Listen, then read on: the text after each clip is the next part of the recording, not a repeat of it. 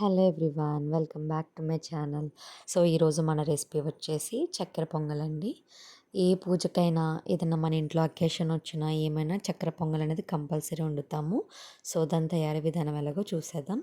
First కావాల్సిన ingredients వీటన్నిటిని మంచిగా గీలో రోస్ట్ చేసుకోవాలండి. ఎండు ఖర్జూరం అండ్ బాదం పప్పు వేయించాల్సిన అవసరం లేదు, రిమైనింగ్ అన్నీ కూడా వేయించుకోవాలన్నమాట. సో మనం దీనికి ఎసరు పెట్టుకోవాలి. మనం ఒక గ్లాస్ బియ్యం తీసుకుంటే 3 గ్లాసుల వరకు వాటర్ అనేది మనం తీసుకోవాలన్నమాట. లేదు మాకు ముద్దగా ఇష్టం ఉండదు, చక్కెర పొంగల్ పొడి పొడిగా తింటామంటే మీరు ఒక గ్లాస్ బియ్యానికి 2 గ్లాసుల వరకు వాటర్ని తీసుకోవచ్చు. ఇప్పుడు టేస్ట్ కోసం కొంచెం సాల్ట్ యాడ్ చేసుకోండి.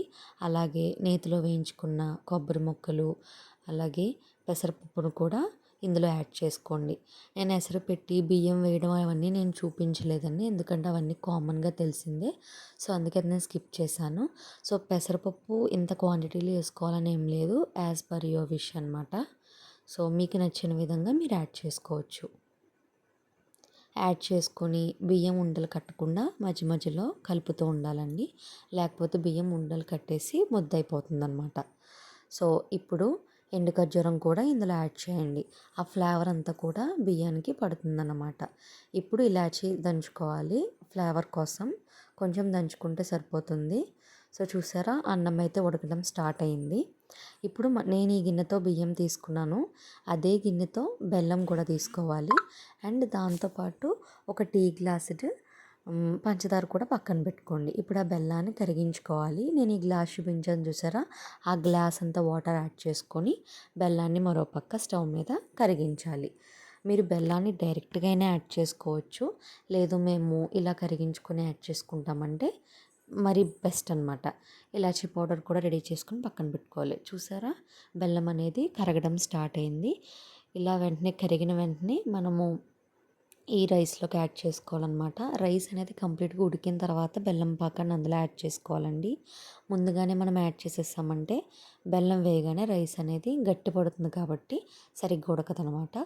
సో రైస్ అంతా మంచిగా కుక్ అయిన తర్వాత మాత్రమే బెల్లం పాకాన్ని యాడ్ చేసుకోండి.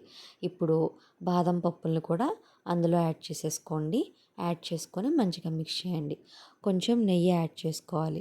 నేను అన్నం ఉడికిస్తున్నప్పుడు కూడా ఒక 2 టేబుల్ స్పూన్స్ నెయ్యి అనేది నేను యాడ్ చేసుకున్నాను. సో అది కూడా మీరు యాడ్ చేసుకోండి. యాడ్ చేసుకొని మంచిగా మిక్స్ చేసుకోవాలన్నమాట. చక్కెర పొంగల్కి ఎప్పుడు కూడా ఎక్కువ గీ అయితే పడుతుందండి. మనం ఎక్కువ ఎంత గీ వేసుకుంటే, ఎంత నెయ్యి వేసుకుంటే అంత మంచి టేస్ట్ అనేది ఉంటుందన్నమాట. సో మాడిపోకుండా మూత పెట్టుకుంటూ మధ్య మధ్యలో కలుపుతూ ఉండాలి. ఇప్పుడు నేను చెప్పాను కదా, ఒక చిన్న టీ గ్లాస్ పంచదారను కూడా యాడ్ చేసుకోండి ఎక్స్ట్రా స్వీట్నెస్ కోసం. లేదు మేము స్వీట్ తక్కువగా తింటామంటే మీరు అలా బెల్లమైనా పర్వాలేదు. ఇప్పుడు పంచదార కరిగేంత వరకు మనం బాగా మిక్స్ చేయాలన్నమాట. ఇందులో గీ ఎక్కువ వేసుకుంటే చాలా టేస్టీగా ఉంటుంది. సో మీరు కూడా తప్పకుండా ట్రై చేసి ఎలా ఉందో నాకు కామెంట్ బాక్స్లో కామెంట్ చేయండి. Subscribe for more videos. Thank